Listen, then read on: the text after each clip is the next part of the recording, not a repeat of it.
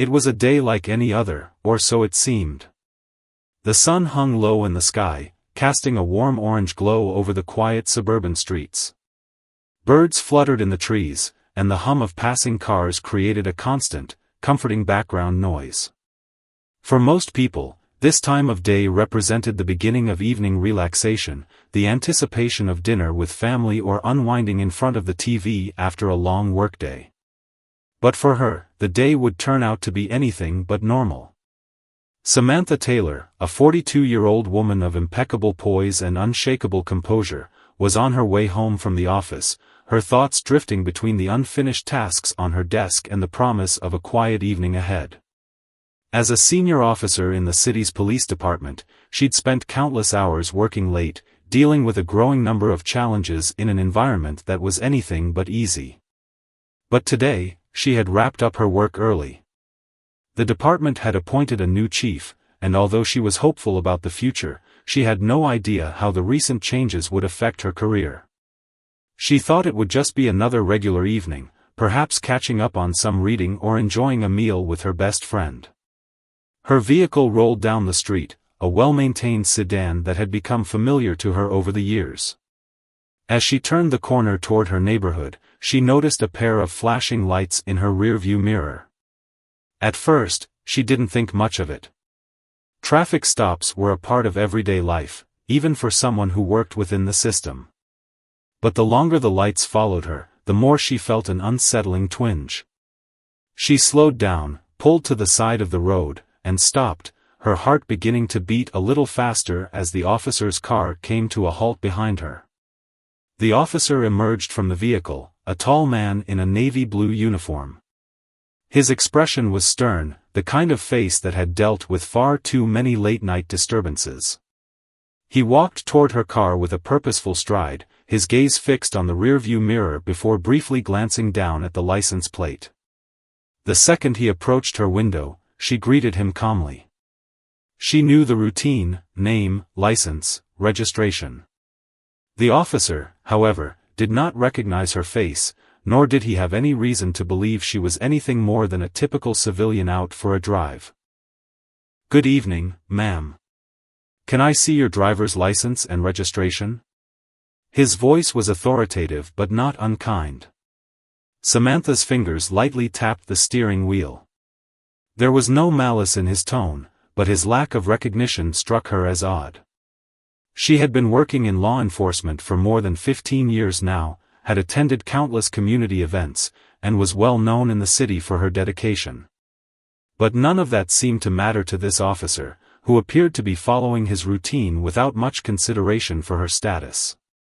"Of course," she replied, reaching into her glove compartment. As she handed over the documents, the officer gave her a quick, neutral glance. There was no immediate indication of familiarity or surprise on his face. Samantha couldn't help but notice how detached he seemed, as though she were just another motorist to process. As the officer returned to his patrol car to check her information, a small knot of tension began to form in her stomach. Was this how it was always going to be? Even with everything she'd achieved, even with all the challenges she had overcome, she was just another person to be interrogated by the police. It wasn't that she thought she should get special treatment, it was just strange, in a way. The department she had worked for, the city she had dedicated herself to, was not aware of who she was in this moment. It was a powerful reminder that, to many, she was still invisible. Still just another woman in a world that had not yet fully embraced her place in it. A few minutes passed, and the officer returned, still with no sign of recognition. He was polite, perhaps too polite, as though he had no idea who she was and wanted to avoid any possible missteps. "Everything looks good," he said as he handed back her documents. "I'll just need to give you a warning about your speed, but nothing major. Have a good night." It was a routine encounter, one she had seen countless times in her career. Yet for some reason, this one stuck out. She couldn't shake the feeling that something was off, something that she hadn't quite put her finger on. She offered a polite smile, nodding her head in acknowledgement. "Thank you, officer," she said, her voice steady but with an underlying sense of curiosity that she couldn't suppress. As she watched him return to his car, she couldn't help but feel a sense of irony bubbling up inside her. How long had she spent earning respect, fighting for her place in the police force, enduring challenges that most people never even considered? And now, in this small interaction, she had been reduced to a stranger. It wasn't that she wanted special treatment, but she had worked so hard to reach the point she had. And yet, here she was, just another driver pulled over by the police, unseen and unrecognized. She drove home slowly, the weight of the interaction lingering. It was a small moment, a fleeting exchange. But it left her with a strange feeling. She couldn't quite put it into words, but something had shifted. She felt a flicker of something deep inside her, a recognition of the enormous gulf between what she had worked so hard for and how she was still perceived by the people around her. The city didn't know the full extent of her efforts, and perhaps, in some ways, it never would. As she arrived home, she shook off the unease. It was probably nothing. Just another example of the challenges of being a woman of color in law enforcement. She stepped out of her car, entered her home, and closed the door behind her. The quiet of the evening enveloped her, and she tried to push the thoughts away. Dinner was waiting, and there were always more things to focus on. Yet, even as she sat down to eat, the nagging sense of something being out of place wouldn't go away. What Samantha didn't know, as she sat down to eat her dinner, was that this seemingly ordinary moment would set in motion a series of events that would change her life forever. The department's newly appointed police chief had been a closely guarded secret until the official announcement, and the officers who had pulled her over had no idea they had just interacted with the most powerful person in the entire department. The community, the department, and even Samantha herself were on the verge of something that would forever alter the course of their lives. But for now, she was just a woman coming home from work, unaware that the world she had known was about to change forever. It was in the calm of her quiet home that Samantha would soon receive the call that would shift everything into motion. Samantha Taylor had always known that the road to leadership in law enforcement would not be easy. Raised in a working-class neighborhood, she had seen firsthand the struggles of the people around her. Her father, a retired mechanic, had always told her to work hard, to prove herself in every way, and that nothing in life would be handed to her. Her mother, an elementary school teacher, had instilled in her a deep sense of empathy and the importance of fairness. Together, her parents had shown her how to navigate the world, balanced between hard work and compassion, between earning respect and offering it in return. As a child, Samantha was often told that women didn't belong in certain fields. She was told that law enforcement, in particular, was no place for someone like her, a black woman. But she had never been one to heed the limitations placed on her. She recalled the moment, so clearly, when she decided to become a police officer. She had been 16, standing outside a community center watching a group of officers as they made their rounds. Something about their presence, their authority, their ability to calm the tension of a chaotic situation, had ignited a fire inside her. She could do that. She could make a difference in the community that had shaped her. The years that followed were not without their hardships.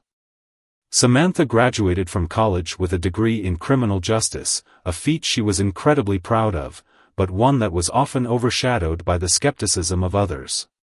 As a young recruit, she was forced to prove herself time and time again. She was often the only woman on her shifts, and more often than not, the only black woman. There were moments when she had been looked over for promotions or denied opportunities simply because of her gender or race.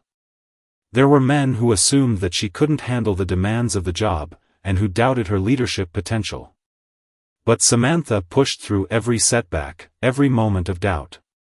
She believed that the work she was doing was important and that if she persevered, it would be recognized. In her early years on the force, Samantha worked tirelessly to prove herself to her colleagues. She wasn't just going to be another officer doing the bare minimum, she would go above and beyond, taking on difficult cases, volunteering for the night shifts, and constantly seeking out opportunities for further training. She made sure that her work was beyond reproach. There were always those who underestimated her, those who doubted her because of the color of her skin, or because of her gender. But every time someone questioned her, she proved them wrong. It wasn't long before Samantha's dedication began to pay off. Slowly, she was promoted through the ranks, first to detective, then to sergeant. Along the way, she became a mentor to younger officers, showing them the value of hard work, empathy, and respect. But even as she moved up the ranks, she couldn't escape the biases that lingered within the department. There were constant whispers behind her back, subtle comments about her race or gender, or her unusual approach to law enforcement. Samantha had always believed in community policing, in building trust with the citizens she was sworn to protect. She knew that in many ways, this philosophy made her different from the old guard of the department, which was steeped in traditional practices of enforcement rather than engagement. But it wasn't just her approach to policing that set her apart. It was her unwavering commitment to bringing change to the department. She had spent years lobbying for changes in the way the department engaged with marginalized communities, advocating for diversity training and sensitivity workshops. She had fought for improved relations with the local minority communities, who often felt that law enforcement was an adversary rather than an ally. She had known that true change would come only when the department was forced to evolve, and she was willing to be the agent of that change, even if it meant taking risks. When the position of police chief became available, Samantha had been both hopeful and apprehensive. She knew the job would come with immense responsibility, but it also meant that the department would be forced to take a hard look at itself. She understood that many of her colleagues were not ready for the changes she had been advocating for. Some of them were entrenched in old ways of thinking, reluctant to adapt.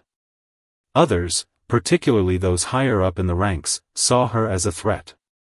But despite the odds stacked against her, Samantha put herself forward for the position.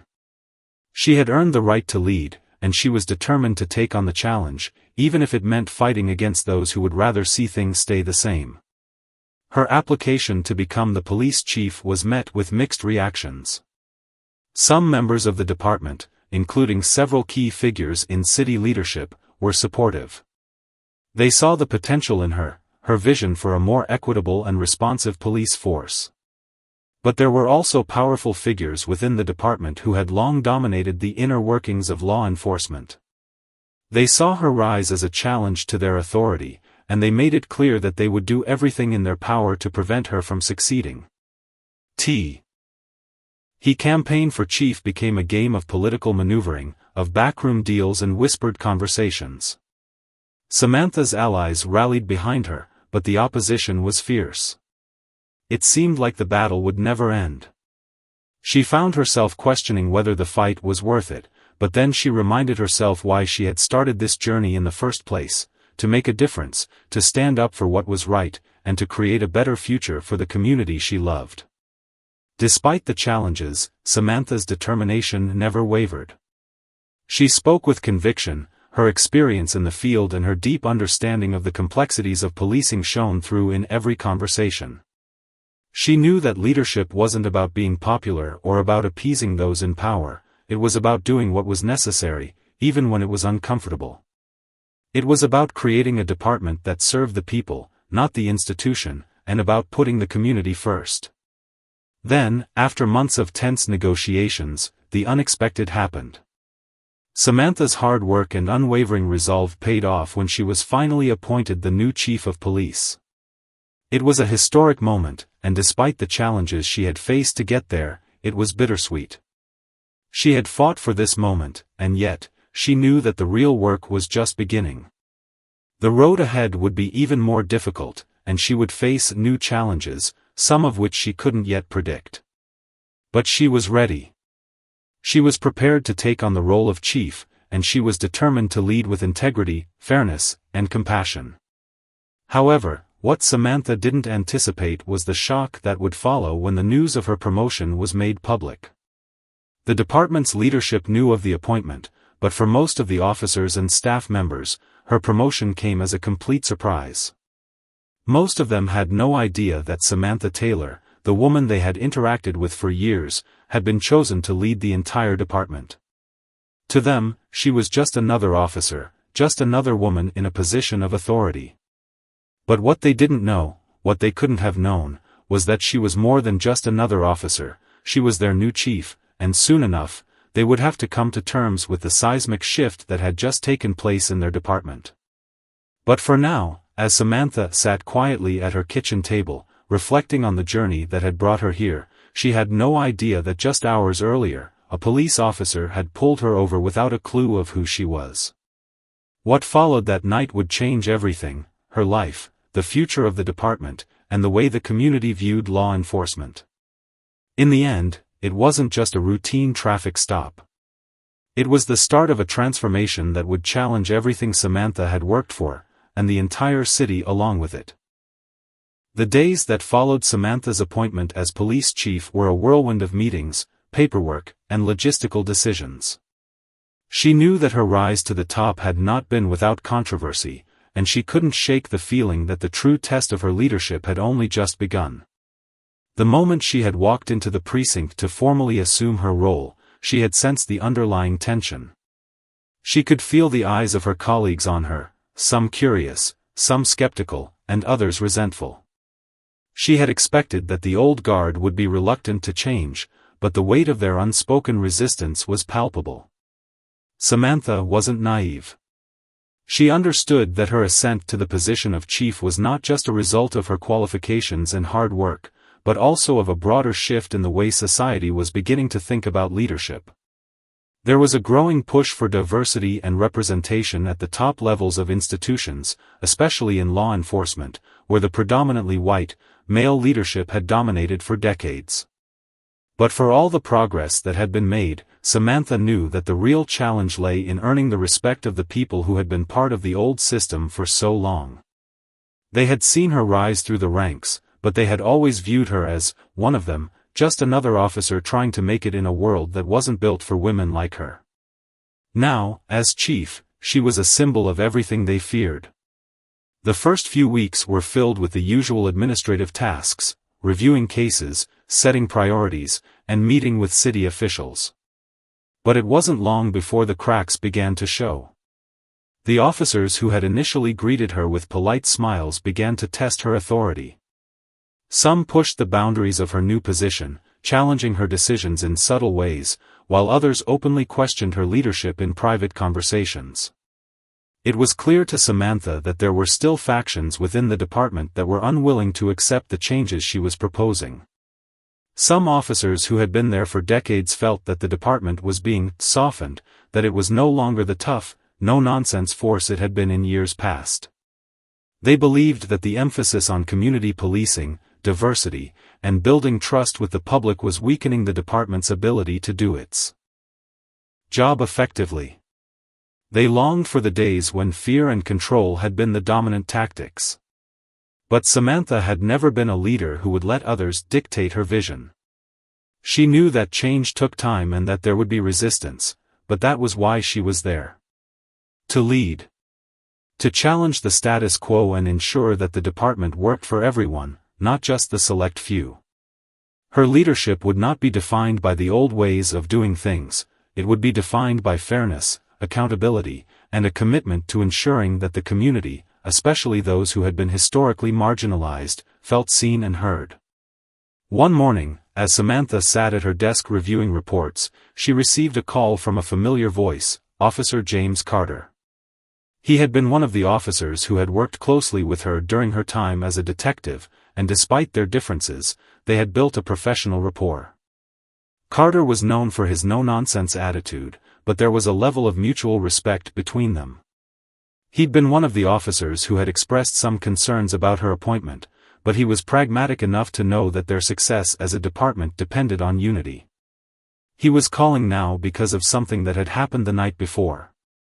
"Samantha," Carter said, his voice steady but with an edge of frustration. "We need to talk. There's been a situation." Samantha felt a knot tighten in her stomach. "What's happened?" "There's been an altercation down on Main Street," Carter explained. "A group of locals started causing trouble, nothing out of the ordinary. But when we went in to break it up, things escalated fast. One of the officers got rough with one of the suspects. We've got body cam footage, and the department's already starting to look at it." Samantha knew what this meant. She had been anticipating incidents like this. The department had a history of using aggressive tactics, particularly in high-tension situations, and she had spent much of her early days as chief trying to steer officers toward a more measured approach. This was the type of situation she had feared, an incident that could undermine her leadership, one that could be spun as evidence that the department wasn't ready for the kind of change she had promised. The first major confrontation came sooner than Samantha had expected. The tension within the department, already high due to her unorthodox approach to policing, reached a boiling point when the investigation into the altercation on Main Street turned into something much bigger. Despite her promises of full transparency, the fallout from the incident was far-reaching, and the underlying resentment among certain factions within the department became impossible to ignore. It began with a report, one that painted a much grimmer picture of the events on Main Street than what had been presented initially. A whistleblower inside the department, a veteran officer named Rick Anderson, had leaked additional footage from a body cam that had not been included in the original review. In the footage, the officer in question was shown not only using excessive force during the altercation but also making derogatory comments to the suspect. The footage was damning. If it were to be made public, it would not only ruin the officer's career but could potentially spark an even larger scandal about the department's practices. Samantha had always believed in accountability, but this incident hit harder than she anticipated. She had been ready for the resistance and the undercurrent of discontent, but this was different. This wasn't just about her leadership. This was about a deeply entrenched culture that didn't just reject her ideas but actively sought to undermine them. The whistleblower, though acting out of a sense of duty, had unwittingly stirred up a hornet's nest. There were factions within the department who were committed to making sure that nothing about the old ways would change. The public backlash from the release of the footage could lead to a city-wide scandal, and the department would be plunged back into the old cycle of mistrust and division. For the first time since becoming chief, Samantha felt the weight of her position more heavily than ever. She sat alone in her office late one evening, staring at the footage, her mind racing through all the potential outcomes. She knew what was at stake. Her decision in the next few hours would shape the future of the department, and possibly her own career. She could choose the easy route, let the officer take the fall, issue a public apology, and hope that the situation would blow over. That was what many of her colleagues would have preferred, a quick fix that minimized damage and preserved the status quo. But Samantha knew that this was a moment for real leadership. If she took the easy way out, it would set the department back even further, and she'd lose the trust of the very people she was trying to protect. The tension escalated when a town hall meeting was scheduled to discuss the incident. It was the first time in years that the department would be put under such intense scrutiny, and the entire city was watching. Samantha knew that the meeting would be a turning point. She could feel the pressure mounting, and as the day of the town hall approached, the rumors and whispers around the department only grew louder. Some officers, many of them veterans who had long felt overshadowed by her rise, were openly questioning her ability to lead.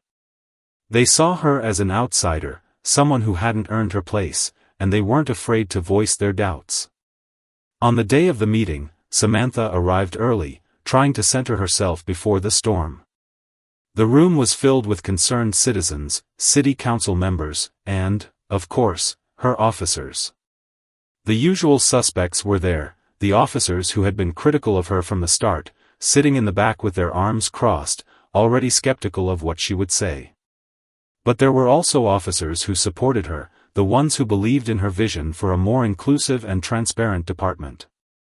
Samantha was grateful for their presence, but she knew the real battle was ahead. As the meeting began, the mayor stepped up to the podium, offering a few words of support for the department and its leadership.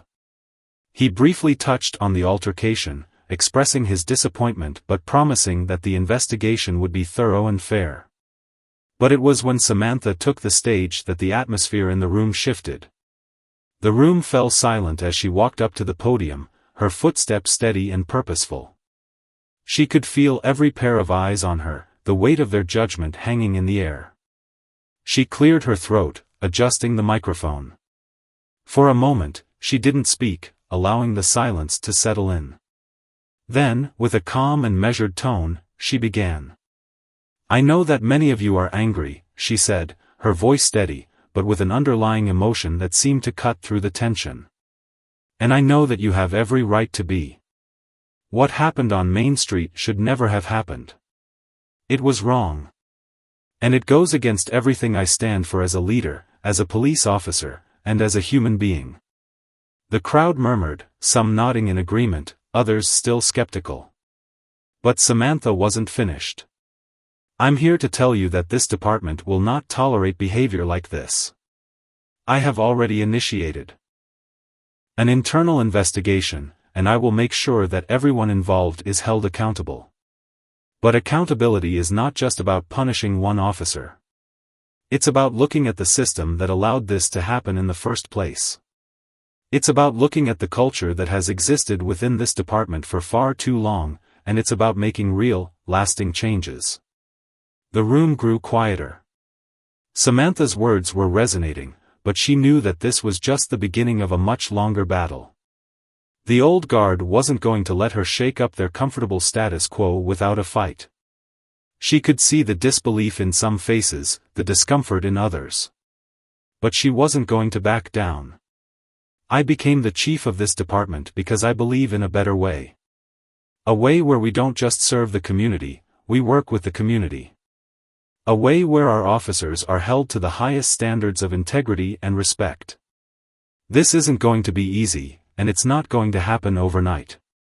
But I am committed to making the necessary changes, and I need each and every one of you to be a part of this transformation. We are better than this, and we can be better than this." Samantha paused, letting the weight of her words sink in. She knew that her speech would not change everything in that room immediately. There would still be those who resisted, those who doubted her every move. But it was a start. A start toward rebuilding trust with the community and the department. A start toward showing that leadership wasn't about making everyone happy, it was about making the hard decisions, facing the truth, and creating a future that worked for everyone, not just the few. The mayor stepped back up to the podium, acknowledging Samantha's speech and reiterating his support for the changes she was advocating. But as he spoke, Samantha could feel the undercurrent of tension in the room. The officers who had been resistant to her leadership were still skeptical, and it was clear that the path ahead would not be easy. She could sense the division within the department, the distrust that had been years in the making. The change she was hoping for would not come quickly. It would take time, persistence, and a willingness to face the uncomfortable truths that had long been ignored. After the meeting, Samantha returned to her office, feeling a mix of exhaustion and determination. She had faced the challenge head-on, and although she hadn't won over everyone, she had made it clear that there was no turning back. The road ahead would be difficult, but she was ready for it. She knew that the department needed more than just a new chief, it needed a new vision. It needed to be rebuilt from the ground up. And with that in mind, she set her focus on the next steps, knowing that the hardest part was still to come. Little did she know, the very people she had just addressed would soon become the greatest challenge of all. Samantha, to make the right decisions, was immense. She arrived at the scene of the protest in her personal car, her mind racing. As she stepped out of the car, she could feel the weight of the city on her shoulders. The chants of the protesters echoed in the air, a mixture of anger, frustration, and fear. The barricades had been set up, the police were ready for action, and the situation was quickly escalating. Samantha made her way to the command center, where several senior officers were already gathered. Their expressions were tense, their posture stiff. As she walked in, she noticed the room go silent. They were waiting for her orders, but she could feel the unspoken tension in the air. There was no welcome here, no respect. Just an expectation that she would make the right decisions that didn't threaten the department's authority. "Chief, we need to move in," one of the officers said, a hint of impatience in his voice. "We can't let this go on any longer. We've got control of the streets, but it's starting to get out of hand. If we don't act now, we'll lose it." Samantha took a deep breath, trying to center herself. She had spent her entire career learning how to read situations like this, but this was different. She was not just any officer anymore. She was the chief, the one responsible for making decisions that could change the course of the city, the department, and the future of policing in the entire region. "I don't want anyone using excessive force," Samantha said, her voice firm. "We are here to restore peace, not escalate the situation. I don't care what's been done in the past. We are not doing things the way they've always been done." The officers in the room exchanged glances. Some of them nodded in agreement, but others looked uncomfortable, as though they didn't quite understand what she was asking. Samantha could see that they didn't fully believe in her approach. They didn't trust her judgment, and they certainly didn't trust her commitment to change. But it didn't matter. She wasn't going to back down. "We'll begin with negotiation," Samantha continued, her tone resolute. "I want our best negotiators on the ground. We'll work with the protesters, try to understand what's driving them. If we need to use force, we will, but it will be a last resort." There was a long pause in the room. Finally, one of the senior officers spoke up. "Chief, we've had this kind of situation before. You can't negotiate with these people. They don't want to listen." "I don't care what you've done before," Samantha snapped, her patience thinning. "This is different. We're going to do things right, or we're going to lose this city. If you can't follow my lead, then get out of my way." The room fell silent. Samantha could feel the weight of their judgment, but she refused to let it affect her. She had made her decision, and now she had to follow through. Minutes later, Samantha stood outside with her team, her eyes scanning the crowd. She saw the anger in the eyes of the protesters, the desperation, the frustration. These were the same people who had been protesting against police brutality for years, the same people who felt unheard, ignored, and oppressed by a system that had long been stacked against them. Samantha had been one of the few officers who had tried to reach out to the community, to listen to their concerns, but she knew that wasn't enough. It wasn't just about listening, it was about real, tangible change. And the change she was fighting for would not come easily.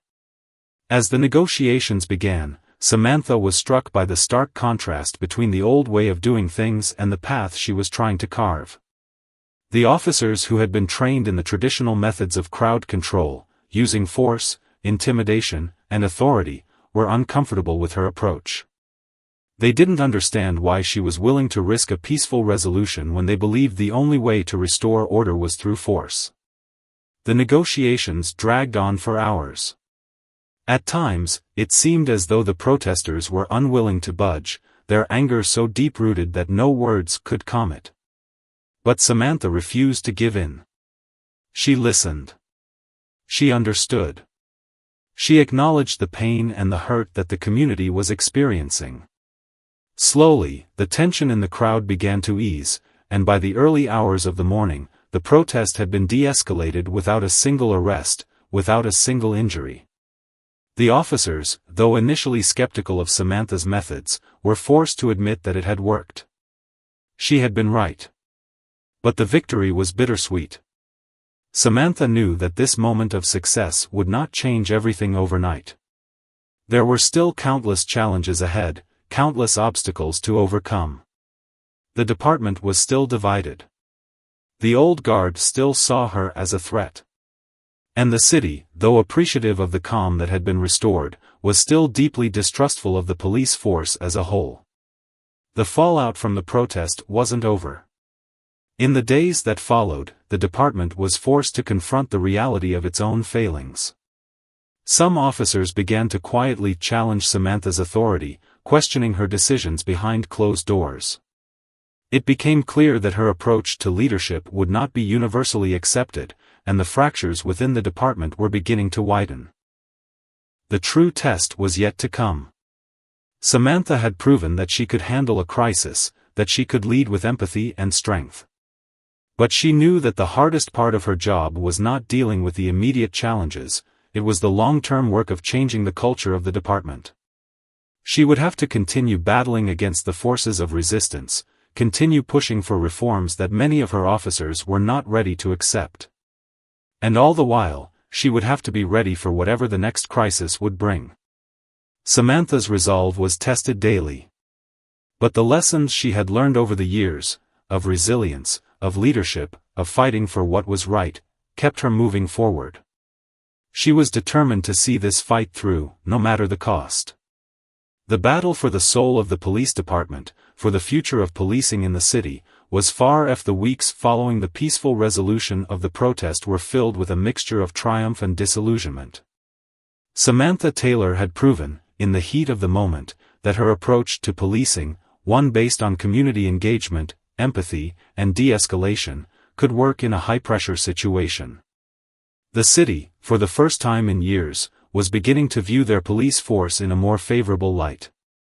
But as much as this victory had reassured some of her supporters, it became clear to Samantha that the road to true transformation was still littered with obstacles. The department's culture, deeply ingrained and fiercely resistant to change, wasn't going to shift overnight. And she was beginning to understand that the battle she was fighting wasn't just about changing tactics, it was about changing hearts and minds. Samantha's office had become both her refuge and her battleground. Each day, she was faced with new challenges. Every decision she made, from budget allocations to policy reforms, seemed to spark a ripple of resistance within the department. Some officers openly questioned her choices, scoffing at the direction she was taking. Others remained more passive, working just enough to get by without truly embracing the vision she was trying to implement. There were moments when Samantha doubted herself, when the weight of leading an entire department, of reshaping a centuries-old institution, felt almost too much to bear. Yet, every time she thought of giving up, her resolve solidified. She had worked too hard to get here. She had fought too long to let the entrenched interests of a few hold her back. It was during one of those quieter moments of doubt that the phone call came. The voice on the other end was familiar, yet the words sent a chill down Samantha's spine. The message was clear, there were whispers within the department. Several of her officers, most of them in leadership. Meeting the gaze of each officer in turn. I know there are doubts about my leadership. I know there are concerns about the direction I'm taking this department. But I am not here to please anyone. I am not here to play politics. I am here to do what is right for this city, for the people we serve, and for the future of this department. If any of you are not on board with that, then it's time for you to decide whether you want to be part of this team. The room was silent for a moment, but Samantha could feel the shift. There were no angry outbursts, no immediate resignations, but she could sense the quiet rebellion that had been simmering for weeks. She wasn't sure who would stand by her in the end, but she knew that this was a crucial moment. If she couldn't gain control of the situation now, it would only escalate. Over the next few days, Samantha took decisive action. She began by addressing the concerns head-on. She opened up channels for discussion, for dialogue, even though it meant facing opposition. She didn't shy away from the criticisms, instead, she used them to reinforce the need for the changes she was pushing. She made it clear that anyone who continued to work against the department's new direction would be held accountable, but she also made space for those who truly wanted to change. It wasn't an easy path, and there were moments when she wondered if the resistance would break her. But Samantha was not one to back down from a fight. She had spent her entire life proving that she belonged in spaces that had never been designed for her, and this was no different. The turning point came unexpectedly, just as she was starting to feel the weight of the pressure once again. One of the officers who had been vocal in his opposition to her leadership came to her office late one afternoon. His name was Officer Tom Fields, a veteran cop with over 20 years on the force. He was one of the ones who had been quietly working behind the scenes to rally others against her. But something had changed. When he walked into her office that day, he didn't come with more complaints. He didn't come with more demands for change. Instead, he came with a simple, powerful confession. "I've been wrong," he said, his voice low, almost apologetic. "I've been fighting this because I didn't understand what you were trying to do. I didn't get it. But I see now that you're not just trying to change the way we work, you're trying to save this department. You're trying to save us all." Samantha looked at him, surprised by the sincerity in his voice. "What made you change your mind?" Fields hesitated for a moment, clearly wrestling with his own pride. "I saw it in the protest. The way you handled it. You didn't push back. You didn't fight fire with fire. You listened. You did what we should have been doing for years. And I'm ashamed that it took me this long to see it." For the first time in weeks, Samantha allowed herself to feel a spark of hope. She had won over one of her harshest critics, not through force, but through the power of her convictions. She realized that perhaps change was possible after all, but it wouldn't come all at once. It would come slowly, piece by piece, as the department began to understand that leadership wasn't about controlling others, it was about guiding them, inspiring them, and showing them that there was a better way. In the months that followed, things began to shift. The department didn't transform overnight, but there were signs of progress. More officers came forward to support her vision, and slowly, the old guard began to accept the reality that the department was changing. Those who were unwilling to change eventually left, either voluntarily or through disciplinary actions. Samantha's leadership style was tested time and time again, but with each challenge, she grew stronger. The department began to reflect the values she had always held dear: fairness, empathy, and a commitment to serving the people. The city began to notice, too. Crime rates fell, but more importantly, trust between the police force and the community began to rebuild. People started to believe that the department was on their side, that they were being heard. For Samantha, the road was far from easy, and she knew there would be setbacks. But she had already seen the potential for change, and that was enough to keep her going. Looking back, Samantha knew that her journey had never been about simply climbing to the top. It had been about creating a new path, a better path. She had come into the role of police chief with the hope of making a difference, but now she understood something deeper: that real change didn't come from the top down. It came from within, from the willingness to challenge the status quo, to face opposition head-on, and to keep moving forward even when it seemed impossible. Samantha Taylor wasn't just the police chief anymore. She was a symbol of change, proof that one person, armed with conviction and courage, could transform not just a department, but an entire community. And as the city moved forward, she knew that the work was far from done. But for the first time in a long while, she allowed herself to believe in the future. A future where police officers and community members worked together, where leadership was about more than just authority, it was about connection, understanding, and creating a safer, more inclusive world for everyone.